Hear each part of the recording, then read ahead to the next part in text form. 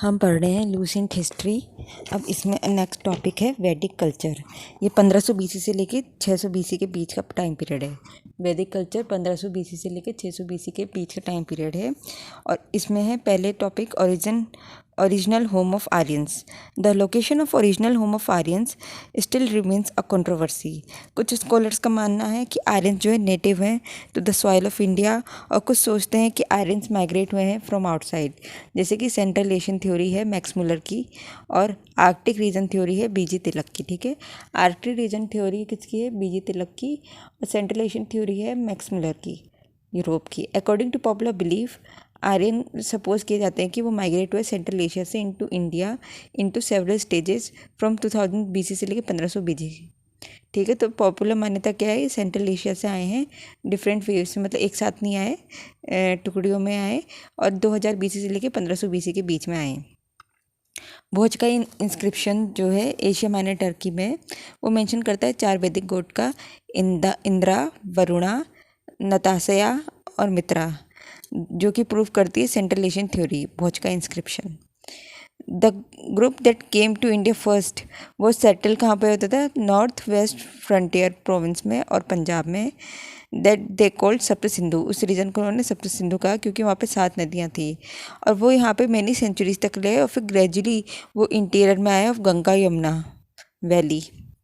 अब बात करते हैं वैदिक लिटरेचर की। वैदिक लिटरेचर भी जो है 1500 बीसी से लेकर 600 बीसी के बीच में बने। It is presume that Rigveda compose हुआ था जब आर्यंस पंजाब साइड में रहते थे। और वैदिक लिटरेचर जो है 4 लिटरेरी प्रोडक्शंस हैं इसमें, और ये कौन से हैं? तो वैदिक लिटरेचर 4 हैं, जिसमें है द संहिता और वेदास। वेदास ये संहिताज हो गया, दूसरा ब्राह्मणा हो गया, फिर अरंक्याज और उपनिषद हो गया। तो ये जो वैदिक लिटरेचर जिसकी मैं बात कर रही हूँ उसे कहते हैं श्रुति। श्रुति का मतलब होता है जिसको कि सुना जाता है। वैदिक लिटरेचर ग्रो हुआ in the course of time and really handed down from generation to generation, from word to mouth, इसलिए इसे श्रुति कहते हैं। इसे श्रुति क्यों कहते हैं? क्योंकि पहले ये इसे लिखा नहीं जाता था, जबकि याद किया जाता था। एक स्कॉलर दूसरे स्कॉलर को पढ़ाता था वर्ड ऑफ माउथ के द्वारा, और फिर वो इस तरह से पास डाउन होता था। तो इसमें क्या है? सबसे पहले वेदा श्रुति कौन कौन सी है? वेदा या संहिता, और उसका सब पार्ट होता है ब्राह्मणा, ब्राह्मणा का सब पार्ट होता है अरंक्या, अरंक्या का सब पार्ट होता है उपनिषद। तो ये 4 हैं श्रुति। इनमें से मोस्ट इम्पॉर्टेंट वैदिक लिटरेचर है वेदास, या फिर जिसको संहितास भी कहते हैं। वेदास को जो अपरुष्य कहते हैं। अपरुष्य मतलब ये मनुष्य द्वारा क्रिएट नहीं हुआ है, बट गॉड गिफ्टेड है, एंड नित्य, जो कि हमेशा एग्जिस्ट करेगा। तो इसलिए वैदिक लिटरेचर को क्या बोला जाता है? अपरुष्य और नित्य।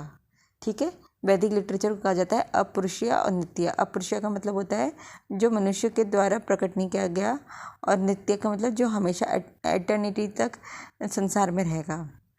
और 4 वेदा की बात की गई है ये संहिता की, जो है ऋग्वेद, सामवेद, यजुर्वेद, अथर्ववेद, जिसमें से जो है द फर्स्ट 3 वेदास को ज्वाइंटली वेदात्रया कहा जाता है। फर्स्ट 3 कौन से हैं? ऋग्वेद, सामवेद, यजुर्वेद। ऋग्वेद, सामवेद, यजुर्वेद को साथ में कहा जाता है वेदात्रया। ठीक है, 3 वेदा साथ में बोले जाते हैं वेदात्रया। और सबसे पुराना कौन सा है? ऋग्वेदा। ऋग्वेद, सामवेद, यजुर्वेद, RSY रसिया, ये है Vedatraya, trio of Veda. Of the 4 Vedas Rigveda क्या है? कलेक्शन ऑफ लिरिक्स है, और ये ओल्डेस्ट टेक्स्ट है वर्ल्ड का। देयरफॉर इसे जो है फर्स्ट टेस्टमेन ऑफ मैनकाइंड भी कहा जाता है। ऋग्वेद को क्या कहा जाता है? The first testament of mankind. The first testament of mankind Rigveda को कहा जाता है the first testament of Rigveda mankind. Rigveda में कितने हाइम्स हैं? 1028 हाइम्स हैं, और 10,050 वर्सेस हैं। वर्सेस 10,050 है, हाइम्स 1028 हैं, और डिवाइडेड इंटू 10 मंडल। 10 मंडल में 6 मंडल, 2 से 7 तक का मंडल आर गोत्रा या वंशा मंडला, जिसमें कुला ग्रंथ है। और फर्स्ट और 10वां mandal are said to be added later. पहला नंबर का मंडल और 10वां नंबर ऑफ मंडल जो है बोला जाता है बाद में आया। और 2 से लेके 7 तक का मंडल को कहा जाता है गोत्रा या वंशा Mandla. The 10th Mandal contain the famous पुरुषा सुक्ता विच एक्सप्लेन्स द 4 वर्णा। ठीक है, तो जो 10th मंडला है इसमें जो पुरुषा सुक्ता है, जिसमें कि 4 वर्णों के बारे में जानकारी दी गई है। और हाइम्स ये बहुत इंपॉर्टेंट है। Hymns of Rigveda is recited by Hotri. कौन रिसाइट करता है? होत्री। अब है यजुर्वेद। यजुर्वेद क्या है? Book of sacrificial prayer. Book of sacrificial prayer है यजुर्वेद। और ऋग्वेद क्या था? Collection of lyrics. Collection of lyrics है ऋग्वेद। और यजुर्वेद क्या है? Collection of sacrificial prayer. ये एक रिचुअल वेदा है। Its hymns is recited by Adhvaryus. तो अध्वर्यूज इसके हाइम को रिसाइट करते हैं। ऋग्वेद के हाइम को कौन रिसाइट करता है? होत्री।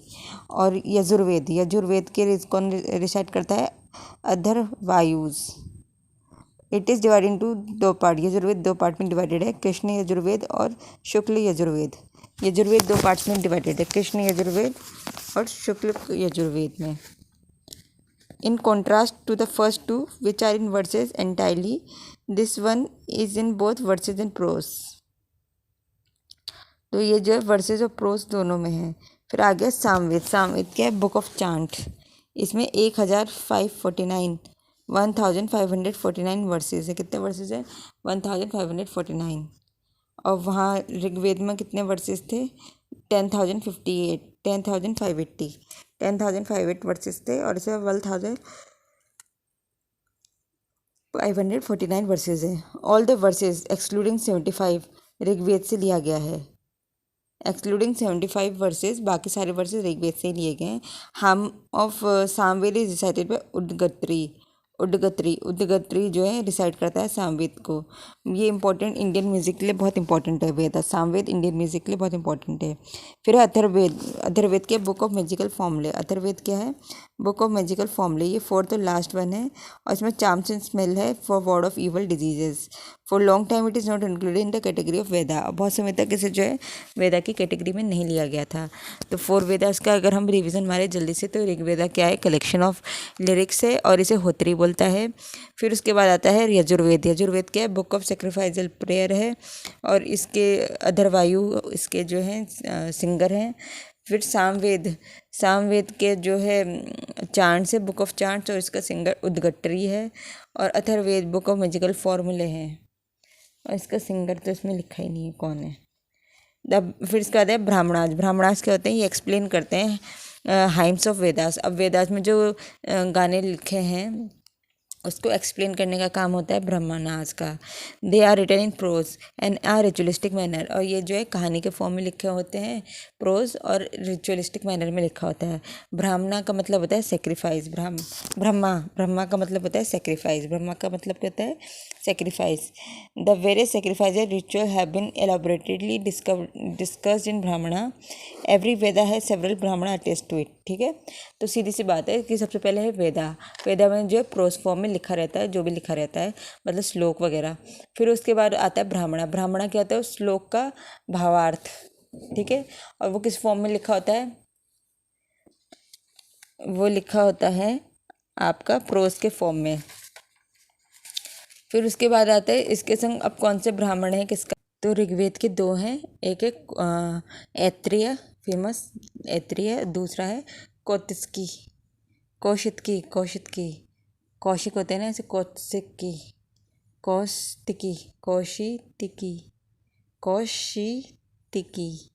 ऐत्रेय और कौशितिकी, इसे संख्या भी कहते हैं, संख्या। फिर यजुर्वेद का है सतपाद ब्राह्मणा। और ये जो ओल्डेस्ट एंड द लार्जेस्ट ब्राह्मणा है, यजुर्वेद का है सतपाद ब्राह्मणा। यजुर्वेद दो पार्ट में डिवाइडेड है, जिसे आपको याद होगा, कृष्ण यजुर्वेद और शुक्ल यजुर्वेद। और इसका ब्राह्मणा सबसे बड़ा है, जिसको क्या कहते हैं?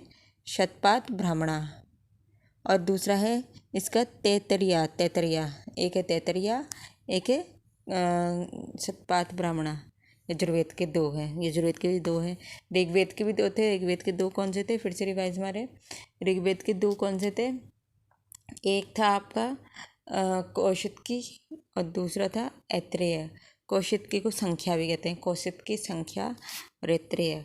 और यजुर्वेद का रिवीजन वाला, यजुर्वेद का क्या है? सतपाद ब्राह्मणा सबसे बड़ा वाला, और दूसरा कौन सा है? तैत्रेय। फिर इसके बाद हम सामवेद की बात कर लेते हैं। सामवेद के तो बहुत सारे हैं, चंदो, गया, जामिनिया, सदविंश, जामिनिया, चंदोदया और पंचविश, शतविश, विश्विशा, ठीक है। पंचविश, विशा, शतविश, जामिनिया और चंदोगिया। और अथर्ववेद का एक ही है, वो है गोपथा। अथर्ववेद का एक ही है, ठीक है, गोपथा। सबसे ज़्यादा सामवेद के ब्राह्मण है, सबसे कम जो है आपका अथर्ववेद का ब्राह्मण है, और वो क्या है, गोपथ। और सबसे बड़ा ब्राह्मण किसका है, यजुर्वेद का, ठीक है, सतपाद ब्राह्मणा। और ऋग्वेद का क्या है, ऐत्रेय है और कौशिकी है। अब आ गया दूसरा, द वर्ड अरण्या, जिसका मतलब होता है फॉरेस्ट। द फॉरेस्ट टेक्स्ट, इसको अरण्यकया कहते हैं। अरण्या का मतलब होता है फॉरेस्ट, और अरण्यकया का मतलब होता है फॉरेस्ट टेक्स्ट। बिकॉज जो ये लिखे जाते थे मेनली हर्मिट लिखता था, and the student living in the jungle. ये जंगल में रहते हर्मिट और स्टूडेंट्स मिलकर लिखते थे। अरंक्यास को होते हैं, ये कंक्लूजन पोर्शन होता है ऑफ द ब्राह्मणाज, मतलब ब्राह्मण का कंक्लूजन। एक तरह से ये समझ लो रिसर्च वर्क हो गया, मतलब उसको डिटेल करा, फिर उसका रिसर्च करके कंक्लूजन लिख दिया है। फिर उपनिषद क्या है, ये फिलोसफिकल टेक्स्ट है। उपनिषद क्या है, ये फिलोसफिकल टेक्स्ट है। They are generally called Vedanta, इसे वेदांता कहते हैं, ठीक है। उपनिषद क्या होते हैं, ये फिलोसफिकल टेक्स्ट है, और इसे जनरली कहा जाता है वेदांता। इसे जनरली क्या कहा जाता है, वेदांता। उपनिषद क्या है, फिलोसफिकल टेक्स्ट है, और इसे जनरली कहा जाता है वेदांता। और ये आखिरी में आता है वेदास के। और टोटल 108 उपनिषद से हैं, ठीक है। कितने उपनिषद से हमारे पास, 108 माला होती हैं, एक माला में दाने होते हैं, 108 उपनिषद से। फिर है बृहद्रंक्या। बृहद्रंक्या इज द ओल्डेस्ट उपनिषद। वृद्ध देखो, वृहद कहते हैं ना वृद्ध को, बृहद्रंक्या ये क्या है, ये ओल्डेस्ट आपका उपनिषद है। Now let's talk about the literature tradition. Literature of वैदिक ट्रेडिशन स्मृति कहा जाता है, जिसका मतलब होता है टू रिमेंबर। स्मृति का मतलब होता है टू रिमेंबर। पहले श्रुति था, उसका मतलब होता था word of mouth, what you hear, and Smriti का मतलब है व्हाट यू रिमेंबर। और ये 6 तरह के लिटरेरी वर्क है, 6। इसमें कौन सा होता है, वेदांगास, जिसे सूत्रा भी कहते हैं, फिर स्मृति दर्शना, फिर उसके बाद है महाकाव्य, फिर पुराणास, फिर उसके बाद उपवेदास, फिर शब्द दर्शना। अब हम सबसे पहले बात करेंगे वेदांगास की। वेदांगास क्या है, ये जो है ना, एक तरह से आप समझिए कि ये एजुकेशन वाली बुक्स होगी वेदांगास एक तरह से, ठीक है। तो सबसे पहले शिक्षा का मतलब है फोनिक्स की बात हो रही है, फोनेटिक्स। तो इसमें प्रतिसाक्ष्या ओल्डेस्ट टेक्स्ट है ऑन फोनिक्स में ओल्डेस्ट टेक्स्ट कौन सा है, प्रतिसाक्ष्य, ये ओल्डेस्ट टेक्स्ट है ऑन फोनिक्स। तो ये शिक्षा का है, फोनेटिक्स का। फिर कल्पसूत्र मतलब रिचुअल। सेकंड है कल्पसूत्र, रिचुअल। और ये रिचुअल में किस टाइप का है, स्रोत सूत्रा, शुल्वा सूत्रा, जो डील करती है सेक्रीफाइस के।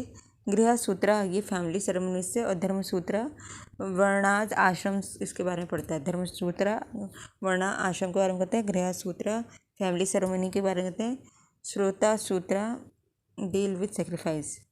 फिर उसके बाद व्याकरण को कहते हैं ग्रामर। अष्टाध्यायी पाणिनि ने ओल्डेस्ट ग्रामर बुक लिखी है इन द वर्ल्ड। फिर है निरकुटा का मतलब होता है etymology. Nirukta Yaska based on Nighantu Kashyap, a collection difficult Vedic words. मतलब ये एक तरह से डिक्शनरी हो गई। Nighantu oldest words collection of world. Nirukta मतलब oldest dictionary of the world.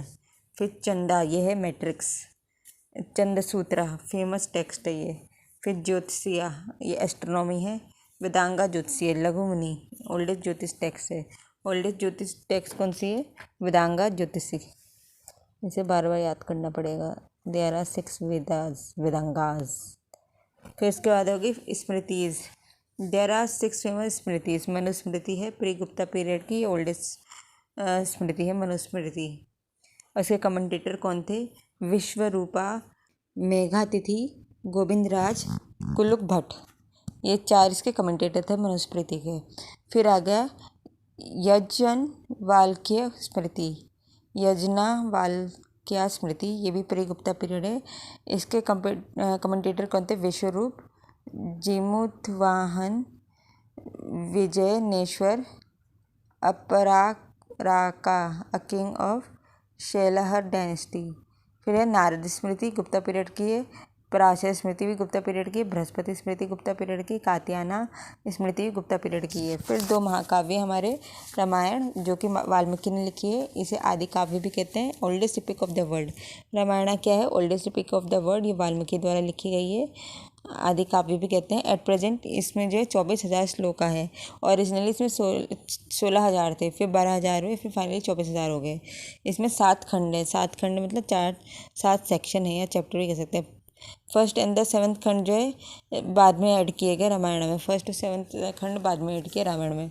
ठीक है, तो ये हो गया रामायण के बारे में कि ये वाल्मीकि के द्वारा लिखी है, ये ओल्डेस्ट टेक्स्ट है एपिक इन द वर्ल्ड। फिर महाभारत वेद व्यास ने लिखी। ठीक है, रामायण किसने लिखी है? वाल्मीकि ने। महाभारत वेद व्यास, महाभारत वेद व्यास और वाल्मीकि ने लिखा है रामायण। ये longest epic of the world है। Longest epic of the world क्या है? महाभारत। करेंटली इसमें 1,00,000 श्लोक है। ओरिजिनली इसमें 8,800 थे जय स्मृति में, इसको पहले जय स्मृति कहते थे। ठीक है ना, फिर 24,000 हो गए और फाइनली जो है 1,00,000 हो गया महाभारत।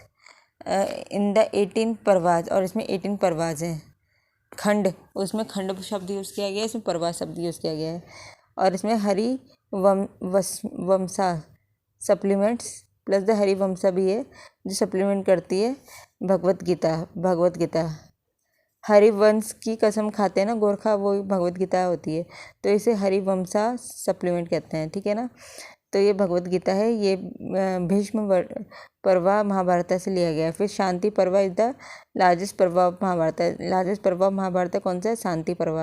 लार्जेस्ट पर्व ऑफ महाभारत कौन सा है? शांति पर्व। फिर उसके बाद हो गए पुराणास। पुराणास का मतलब है old. There are 18 famous Puranas. 108 Upanishad थे, 18 पुराणास है, जिसमें Matsya Purana is the oldest. The other important Puranas are Bhagavata, the Vishnu, the Vayu, the Brahmananda. They describe generally 5 subject.